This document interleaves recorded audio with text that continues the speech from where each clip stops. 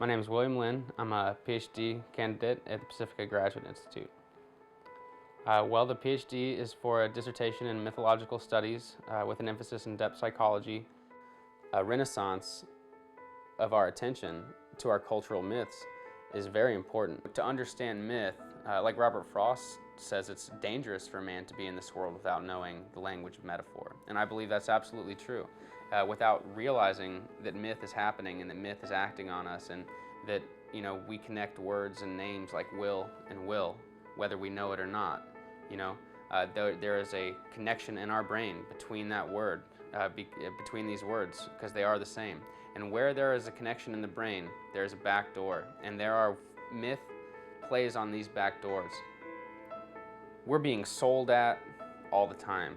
Sales, politics, points of view are being sold to us all the time. And the way they're sold to us is with stories, with myths, with symbols, with characters, with ads. And the more we are aware of the languages and the techniques used to manipulate us, the more we see through them, and the less vulnerable our belief systems are to the agendas of others. There is no more direct language to talk about human life than myth itself. So then to say, why is myth so important to us now? And I think that brings us to the concept of amnesia.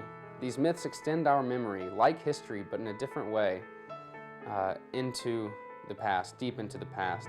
And without knowing the myths, we're forgetting our memory, and which means we're forgetting who we are, and we're losing our roots.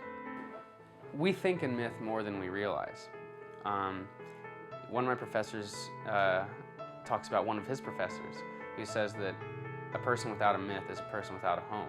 It is a time where an obvious go-to worldview does not present itself in the same way.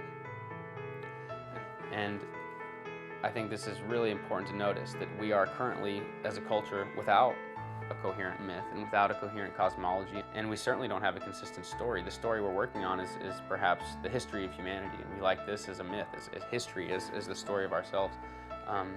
And this is very powerful, but there's a lot of call for a new myth that is not just a new story, but a new epic, a story that can situate us in time and make sense of who we are. Myth is memory, and we don't really know how we feel about all our memories right now. We have a lot of conflict, and so I think there's certainly a searching and longing in our culture for something to believe in, a story, cosmology, and normally they come together.